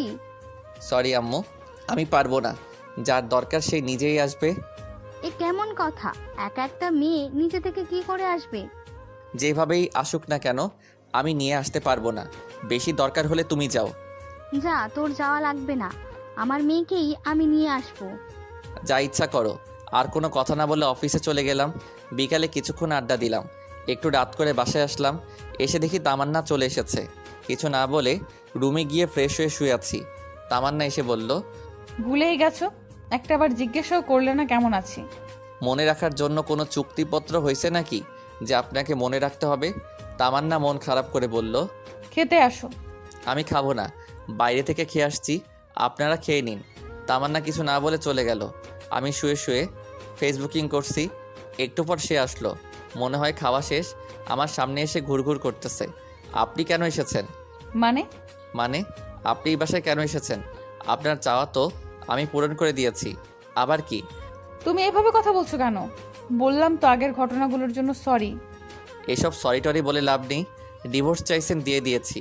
এবার থেকে আপনি আপনার মতো আর আমি আমার মতো। আমি এসব মানি না। আমি আম্মুকে ছাড়া থাকতে পারবো না। যেদিন আম্মু বলবে সেদিন চলে যাব। আমি আর কিছু না বলে শুয়ে শুয়ে মোবাইল টিপতেছি। তামান্না এসে বিছানায় উঠতে লাগলো। এই আপনি কি করছেন? কেন ঘুমাবো না? আপনি হয়তো ভুলে গেছেন, এটা আমার রুম, আমার বিছানা। সো আপনি আমার বিছানায় শুতে পারবেন না। তাহলে কোথায় ঘুমাবো? যেখানে খুশি ঘুমান, বাট বিছানায় পারবেন না। তারপর একটা বালিশ ওর হাতে দিয়ে দিলাম। বালিশ হাতে নিয়ে মন খারাপ করে সোফায় চলে গেল। এবার বুঝো কেমন লাগে। এতদিন আমাকে জ্বালাইছো। আমি অন্যদিকে পাশ কাটিয়ে ঘুমিয়ে গেলাম। মধ্যরাতে কিছু একটা আওয়াজ শুনে ঘুমটা ভেঙে গেল। চোখ খুলে দেখি তামান্না নাক টেনে টেনে কান্না করতেছে। আমি বললাম, এই আপনার সমস্যা কি? এসব ন্যাকা কান্না করার মানে কি? তোমার এত কিছু জানতে হবে না। জানার দরকারও নেই। অন্য কোথাও গিয়ে কাঁদেন, এখানে ঘুমের ডিস্টার্ব হচ্ছে। সকালে আমার অফিস আছে। তামান্না তারপরও কান্না করতেছে। আরেকবার নাক টানা শুনলে লাথি দিয়ে রুম থেকে বের করব। যত সব আজাইরা। দেখলাম তামান্না কিছু না বলে ওয়াশরুমে চলে গেল। আমি মনে মনে ভাবছি, এবার ঠেলা বুঝো জানো, আমি অনেক কষ্ট পাইছি। ভাবতে ভাবতে কখন যে ঘুমিয়ে গেছি মনে নেই। ঘুম থেকে উঠে দেখি তামান্না আমার আগেই উঠে গেছে। আমি গিয়ে ফ্রেশ হয়ে নাস্তা করে অফিসে চলে গেলাম। অফিস করে বাসায় আসার সময় সানি আর আয়মানকে কল দিয়ে আসতে বললাম। ওরা আমার আগেই বসে আছে। কিরে, কি অবস্থা তোদের? এই তো, তোর মতো আর টাকা ইনকাম করতে পারছি না। বেকার মানুষের অবস্থা ভালো করেই জানিস। আচ্ছা আয় ওদিকে গিয়ে বসি। চল। তামান্না কেমন আছে রে? ভালোই, কিন্তু একটা জিনিস আমার মাথায় আসছে না। কি? তামান্নাকে ডিভোর্স পেপার দিলাম, সেটারও কোনো খবর নাই। সে এখান থেকেও যাচ্ছে না। আরে বোকা, যাবে কি করে? সে এখন ফিদা হয়ে গেছে। দোস্ত, যা হয়েছে সব ভুলে যা। এখন সব কিছু ঠিক করে নে, এটাই ভালো হবে। আরে না, তামান্নাকে আরো কিছু শাস্তি দিতে হবে। এই জুয়েল, বল। তামান্না তোকে কলেজের সকলের সামনে অপমান করেছে না, তুইও করবি। কি করে? কি আপনারা বুঝছেন না তো? গল্প পড়তে থাকেন, আপনারা বুঝে যাবেন। তারপর সানিকে বললাম, দূর ব্যাটা, এটা করা উচিত হবে না। যাই হোক, সে আমার স্ত্রী। আরে বেটা, সমস্যা নেই, পরে আদর করে দিস, সব ঠিক হয়ে যাবে। হা হা হা, হারামি, তুই আর মানুষ হলি না। তুই চাকরি করবি নাকি কলেজে যাবি? দুটোই। বসকে বলবো ছুটি দিতে, দিয়ে দিবে। তাহলে ঠিক আছে। এরপর আরও কিছুক্ষণ আড্ডা দিয়ে বাসায় চলে গেলাম। ফ্রেশ হয়ে এসে রুমে শুয়ে রইলাম। সানির বুদ্ধি মোতাবেক মোবাইলটা সাইলেন্ট মোড করে কানে লাগিয়ে কথা বলতে লাগলাম। পাশে তামান্না ছিল।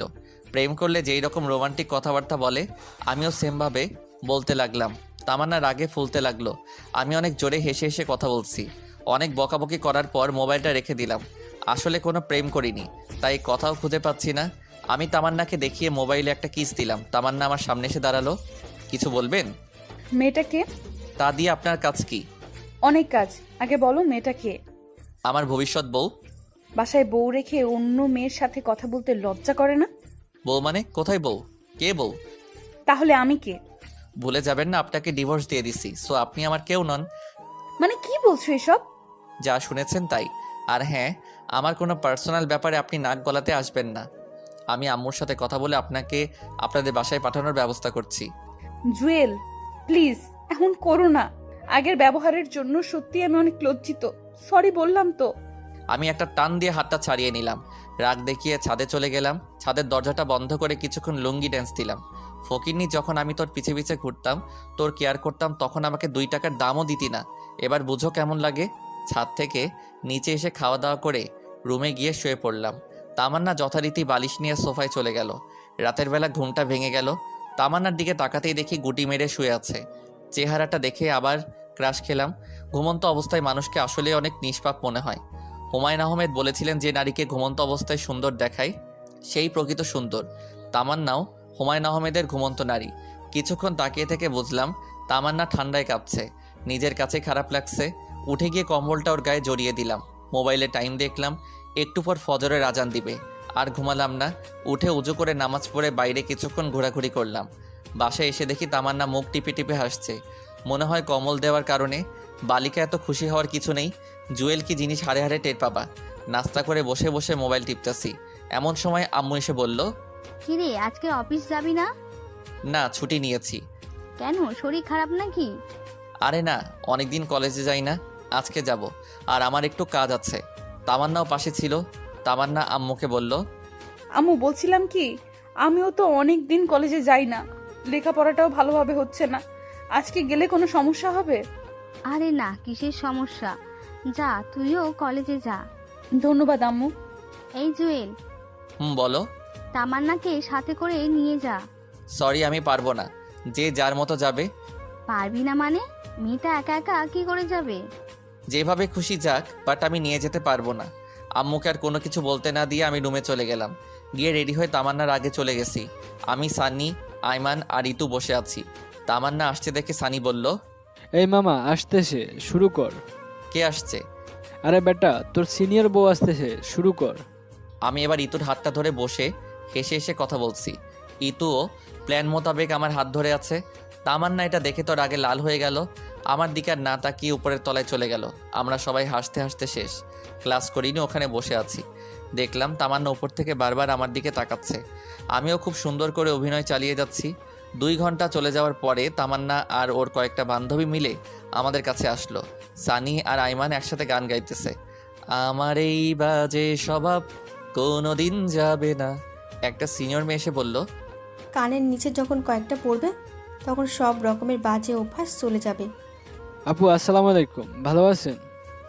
ক্লাস না করে এখানে কি পাখি দেখি। বাদরামি করস? এখানে পাখি আসবে কোত্থেকে? আসেন আসেন, আমার পাশে বসেন, আপনিও দেখতে পাবেন। আমি তখনও ইতুর হাত ধরে আছি। তামান্না আমাকে বলল, ছি, লজ্জা করে না তোমার? কেন, আমি কি ল্যাংটা হয়ে আছি নাকি? তার চেয়েও খারাপ, বাসায় বউ রেখে এখানে অন্য মেয়ের সাথে। ছি। ওয়েট, বউ মানে কার কথা বলছেন? কার কথা বলছো না? আমার কথা। আপনি কি? আপনাকে তো আমি চিনিই না। চেনো না মানে? তুমি এত খারাপ ভাবতেও আমার ঘৃণা হয়। আপনার লজ্জা করে না একটা জুনিয়র ছেলের পেছন পেছন ঘুরঘুর করতে? পাত্তা দেই না, তবু কেন আসেন? এতক্ষণে পুরো ক্যাম্পাসের সবাই আমাদের দিকে তাকিয়ে আছে। তামান্নার লজ্জায় মাথা নিচু করে ফেললো। দেখলাম ওর চোখের কোণে পানি। কান্না করতে করতে ক্যাম্পাসের বাইরে চলে গেল। আমার নিজেরও খারাপ লাগছে। ব্যাপারটা একটু বাড়াবাড়ি হয়ে গেছে। পরে আমি, সানি আর আইমান বের হয়ে গেলাম। ইতুকে ধন্যবাদ দিয়ে বিদায় দিয়ে দিলাম। আমরা বাইরে কিছুক্ষণ আড্ডা দিলাম। এরপর বাসায় চলে গেলাম। গিয়ে দেখি তামান্না সব কিছু রেডি করে বাসা থেকে চলে যাচ্ছে। আম্মু ওকে অনেক বোঝানোর চেষ্টা করছে, কিন্তু সে শুধু কান্নাই করতেছে। চলে গেল। আম্মু এসে ঠাস করে আমার গালে একটা বসিয়ে দিল আর বলল, কুলাঙ্গার কোথাকার, তোর জন্য আমার মেয়েটা চলে গেল। ওর যদি কিছু হয় তোর খবর আছে। আম্মুর কথা শুনে মাথাটাই খারাপ হয়ে গেল। নিজের ছেলের কোনো খবর নাই, তিনি ছেলের বউ নিয়ে পড়ে আছে। আম্মুর সাথে রাগারাগি করে ছাদে চলে গেলাম। আসলে তামান্নার জন্য আমারও খারাপ লাগছে, কিন্তু কি করব, ও যেগুলো আমার সাথে করেছে সেগুলোর ফল ওকে পেতে হবে। কিন্তু মনে হচ্ছে ওর সাথে বেশি করে ফেলছি। কি করব কিছু বুঝতে পারছি না। সানিকে কল দিলাম। কিরে, কই তুই? বাসায়। এই অসময় কল দিয়েছিস কেন, সমস্যা? সমস্যা একটা হয়েছে। কি সমস্যা? মোবাইলে বলা যাবে না, তুই দিঘির সামনে আয়, আমি আইমানকে বলে দিচ্ছি। আচ্ছা ঠিক আছে, তুই বলা লাগবো না, আমি বলে দিচ্ছি। দে। কয়টায় আসবে? আসরের নামাজ পড়ে আয়। ওকে। এরপর কল কেটে দিলাম। নিচে গিয়ে দেখি আম্মু না খেয়ে টেবিলের উপর খাবার রেখে চলে গেছে। আমি আম্মুর রুমে গেলাম। খাবে না? তোর খাওয়া তুই খা, আমি আমার মেয়েকে ছাড়া খাবো না। এই মহা যন্ত্রণা, ধুর ভালো লাগে না। আমিও না খেয়ে চলে আসলাম। রুমে এসে শুয়ে পড়লাম। ঘুমানোর চেষ্টা করলাম, ঘুম আসছে না। পরে উঠে বাহিরে চলে গেলাম। আসরের নামাজ পড়ে দিঘির সামনে গেলাম। দেখলাম সানি আর আইমান বসে আছে। কিরে, তোরা আসছিস? তোর নাম্বার বন্ধ কেন? মোবাইল হাতে নিয়ে দেখি সুইচ অফ হয়ে আছে। সানি বলল, বল কি সমস্যা? আমি সবগুলি ঘটনা খুলে বললাম। দোস্ত, আমার মনে হয় তোর এখন তামান্নাদের বাসায় যাওয়া উচিত। ধুর, আমি ওখানে গিয়ে কি করব? কি করবি মানে? ওর কাছে ক্ষমা চেয়ে নিবি আর বলবি ডিভোর্স পেপারটা নকল ছিল। আরে না, এটা হয় না। না হলে তুমি বসে বসে আঙ্গুল চুষো। তামান্না কি সব কিছু মেনে নিবে? নিবে। দেখলি না, সে তোর সাথে অন্য কাউকে সহ্য করতে পারে না। সেটা তো আগে ছিল, কিন্তু কলেজে যা করলাম আমার জন্য এখন ঘৃণা ছাড়া ওর মনে আর কিচ্ছু নাই। চেষ্টা করতে তো আর কোনো সমস্যা নেই। তোকে তখন বলেছিলাম না, সব কিছু চিন্তা ভাবনা করেই কর। শালা মিথ্যুক, তোর জন্যই এসব কিছু হয়েছে। তোর বুদ্ধি না শুনলে কিছুই হতো না। আরে আমি কি জানতাম নাকি যে তামান্না বাসা ছেড়ে চলে যাবে? আচ্ছা বাদ দে তো, এখন কেমনে কি করবি সেটা চিন্তা কর। আচ্ছা চল কিছু খেয়ে আসি। তোর খাওয়া ছাড়ার কোনো কাজ নেই? এই তুই কি আজকে ওদের বাসায় যাবি? না, গেলেও কালকে। ওদের সাথে আরও কিছুক্ষণ আড্ডা দিয়ে বাসায় চলে গেলাম। রাত প্রায় 10টা। খেতে বসলাম, আম্মু আসলো না। একা খেতে বসেছি, এমন সময় তামান্নার আম্মু কল দিল। হ্যাঁ, তামান্নার আম্মা কল দিয়ে কান্নাকাটি শুরু করে দিল। বাবা, তুমি কই? আমি তো বাসায়। আপনি কাঁদছেন কেন? কোনো সমস্যা? তামান্না। কল কেটে দিল। আমি আবার কল দিলাম, কিন্তু ধরতেছে না। না, আর বসে থাকা যায় না। তামান্নার কি হয়েছে আল্লাহই জানে। সানিয়ার আইমানকে কল দিয়ে বের হতে বললাম। বাসা থেকে বের হয়ে একটা সিএনজি নিলাম। মাঝপথে সানি আর আইমানকে তুলে নিলাম। কিরে, এত রাতে আবার কি হলো? তামান্নার আম্মা কল দিয়ে কান্না করতে লাগলো। কেন, কি হয়েছে? নিজেও জানি না। পুরোটা শোনার আগেই কল কেটে দিল। তারপর আমি কল দিলাম, কিন্তু ধরতেছে না। আল্লাহ, কি হয়েছে? কথা বলতে বলতে ওদের বাসার সামনে চলে আসলাম। অনেকবার কলিং বেল বাজালাম, কিন্তু ভিতর থেকে কোনো শব্দ নাই। দরজা ধাক্কা দিলাম, তাও কোনো লাভ হলো না। পরে সানি বলল দরজা ভেঙে ফেলার জন্য। তিনজনই অনেক কষ্ট করে দরজাটা ভাঙলাম। ভিতরে গিয়েই তো আমার মাথা খারাপ হয়ে গেল। তামান্নার বাম হাতটা কাটা, ফিঙ্কি দিয়ে রক্ত বের হচ্ছে। রক্তে পুরো ফ্লোর লাল হয়ে গেছে। অতিরিক্ত রক্তক্ষরণের জন্য জ্ঞান হারিয়ে ফেলছে। ওর এই অবস্থা দেখে আমার শরীর কাঁপতে লাগলো। কিন্তু ওর আম্মু কই গেল? তামান্নার আম্মুর রুমে গিয়ে দেখি উনি ওনার পা উল্টে খাটের সাথে আঘাত খেয়ে পড়ে আছে। মনে হয় তাড়াহুড়ো করতে গিয়ে পা মোচড় খেয়ে পড়ে যায়, আর মাথা গিয়ে লাগে খাটের সাথে, যার কারণে উনিও সেন্সলেস হয়ে আছে। কি করব কিছুই বুঝতেছি না। আমার শার্টটা খুলে তামান্নার হাতে বেঁধে নিলাম, যাতে আর রক্ত না বের হয়। পরে ওদের দুজনকে হাসপাতালে নিয়ে গেলাম। ইমার্জেন্সিতে দিয়ে আমি বাইরে অপেক্ষা করছি। নিজের অজান্তেই চোখ দিয়ে পানি বের হতে শুরু করলো। আমার জন্যই আজকে এত কিছু হলো। তামান্নার জ্ঞান ফিরলেই মাপ চেয়ে নিব। সানি আর আইমানকে বললাম বাসায় চলে যেতে, কিন্তু ওরা গেল না। একটু পর ডাক্তার বাইরে আসলো। রোগী আপনার কি হয়? জি, আমার স্ত্রী। দেখুন, ওনার অতিরিক্ত রক্তক্ষরণ হয়েছে, জরুরি রক্তের ব্যবস্থা করুন। জি, আমরা 3 জন আছি। বলুন কি রক্তের গ্রুপ কি? AB positive. আমার এ পজিটিভ। আমার ও পজিটিভ। আমারও A+। আচ্ছা, তিনজনই আসুন। এরপর তিনজনে রক্ত দিলাম। শাশুড়ি আম্মার জ্ঞান ফিরেছে, উনি ঘুমাচ্ছে। আমি তামান্নার কেবিনে গিয়ে তামান্নার পাশে বসলাম। নিশ্চুপ হয়ে ওর চেহারার দিকে তাকিয়ে আছি। তামান্নার একটা হাত ধরে কখন যে ঘুমিয়ে পড়েছি মনে নেই। সকালে ঘুম ভাঙলো কারো হাতের স্পর্শে। চোখ খুলে দেখি তামান্না আমার মাথায় হাত বুলাচ্ছে। আমার ঘুম ভেঙে যাওয়া দেখে অন্যদিকে মুখ কালো করে শুয়ে রইল।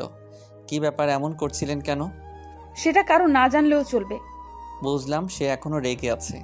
কেন এটা করলেন? কি করব বলো? আমি তো তোমাকে অনেক কষ্ট দিছি, অপমান করছি, তোমার সাথে খারাপ ব্যবহার করেছি। তুমি তো আমায় ক্ষমা করবে না। তাই বলে সুইসাইড করবেন? আগেও এই একই কাজটা করেছেন। কেন বাঁচালে? আমি মরলে তোমার কি? ঠাস করে একটা ওর গালে বসিয়ে দিলাম। তুমি আমাকে মেরেছো? মেরেছি, বেশ করেছি। আমার বউকে আমি মেরেছি, তাতে আপনার কি? বউ? তাহলে সেদিন ডিভোর্স লেটার দিলে কেন? ওটা ডিভোর্স লেটার ছিল না, জন্মদিনের একটা কার্ড ছিল। শুধু মিথ্যা চিঠিটা আমি লিখেছিলাম। কালকে কলেজে এগুলো কেন করলে তাহলে? আমার সাথে করেছিলেন, আপনাকে একটু বোঝাতে চেয়েছিলাম আপনার কেমন লাগে। অনেক হারামি তুই। বলেই কান্না করতে করতে জড়িয়ে ধরলো। আমিও ধরলাম। এমন সময় আম্মু এসে কাশি দিতে লাগলো। দূর শালা, আম্মুকে কে খবর দিল? আম্মু জানলে টেনশন করবে, তাই কিছু জানাইনি। আমি ভাবছি ওরা সুস্থ হলে তারপর জানাবো। আমি এখানে একটু আসতে পারি? না, এখানে কারো আশা এখন যাবে না। জড়িয়ে ধরে কথাগুলো বলল। এই সারে আম্মু দেখতেছে। দেখলে দেখুক, আমার স্বামীকে আমি জড়িয়ে ধরেছি, তাতে কার কি? তাই বলে আম্মুর সামনে? এই হাদারাম, কিছু শিখ। আচ্ছা, তোমরা তাহলে থাকো। আম্মু গিয়ে শাশুড়ির সাথে কথা বলতে লাগলো। বাইরে গিয়ে দেখি সানিয়া রাইমান একটা টুলের উপর একজন অন্যজনের উপর উল্টো হয়ে শুয়ে আছে। দেখে আমার হাসি পাচ্ছে। একটু ভিডিও করে ওদের জাগালাম। তারপর বাইরে থেকে কিছু খেয়ে আসলাম। তামান্নার জন্য নিয়ে আসলাম। ডাক্তারের কাছে গেলাম। আমরা কি ওদের বাসায় নিয়ে যেতে পারবো? আপনার শাশুড়িকে নিয়ে যেতে পারবেন, উনি সুস্থ আছে, কিন্তু আপনার ওয়াইফকে আরও 2 দিন থাকতে হবে। আচ্ছা ঠিক আছে। এরপর আম্মুর কাছে গেলাম। আম্মু, কিছু বলবি? ডাক্তার বলেছে বাসায় যেতে। তো চল। আর এখানে থেকে কি করব? না মানে তামান্নাকে আরও 2 দিন থাকতে হবে, তাই বলছিলাম তুমি ওনাকে নিয়ে আমাদের বাসায় চলে যাও। কয়েকদিন ওখানে থেকে রেস্টে থাকুক। তামান্নার কাছে কে থাকবে? আমি আছি। তোমরা বাসায় চলে যাও, সময় পেলে আবার আসিও, আর না হলে আসার দরকার নাই। আচ্ছা ঠিক আছে, সব কিছু দেখে শুনে রাখবি। এরপর সানিকে ওনাদের সঙ্গে দিয়ে বাসায় পাঠিয়ে দিলাম। আমি তামান্নার কাছে গেলাম। এখন কেমন লাগছে? আগে থেকে ভালো। এই শোনো, বলেন। আমি না একজনকে অনেক ভালোবাসি। তাকে? আমার এই জুনিয়র বরটাকে। আমি কিছু না বলে অন্যদিকে তাকিয়ে হাসতেছি। সে হঠাৎ করে আমার মুখটা ওর কাছে নিয়ে গিয়ে একটা ভালোবাসার স্পর্শ এঁকে দিল। তারপর বলল, এই, আমাদের তো বাসর হয়নি, চলো না আজকে আমাদের বাসরটা করে ফেলি। ডাক্তার আপনাকে আরও 2 দিন এখানে থাকতে বলেছে। আগে সুস্থ হন, তারপর দেখা যাবে। এইভাবে রোমান্টিকভাবে 2 দিন চলে গেল। আমি তামান্নাকে নিয়ে বাসায় আসলাম। গাড়ি থেকে নেমে তাকে বললাম বাসায় আসতে, কিন্তু সে না এসে দাঁড়িয়ে আছে। কি ব্যাপার, দাঁড়িয়ে আছেন কেন? আসুন। কেউ যদি কোলে করে নিয়ে যায় তাহলে যাব। বুঝলাম আমাকে বলছে, তাই আর দেরি না করে ওকে কোলে নিলাম। সে আমার গলা জড়িয়ে ধরে আছে। বাসায় নিয়ে গিয়ে রুমে শুয়ে দিলাম। তারপর আমি উঠে চলে যাচ্ছি। এমন সময় সে আমার একটা হাত ধরে টান দেয়। আমি নিজেকে স্থির রাখতে না পেরে সোজা ওর গায়ের উপর গিয়ে পড়ি। এটা কি করলেন? আমার বরকে আমার যা ইচ্ছা তাই করব, তাতে তোর কি? আমার কি দেখামো? দেখা। এই বলে যেই তামান্নার মুখটা ধরবো, সেই সময় সানি রুমে চলে আসলো। মামা, আদর পরেও করতে পারবা, এখন একটু বাইরে আসো।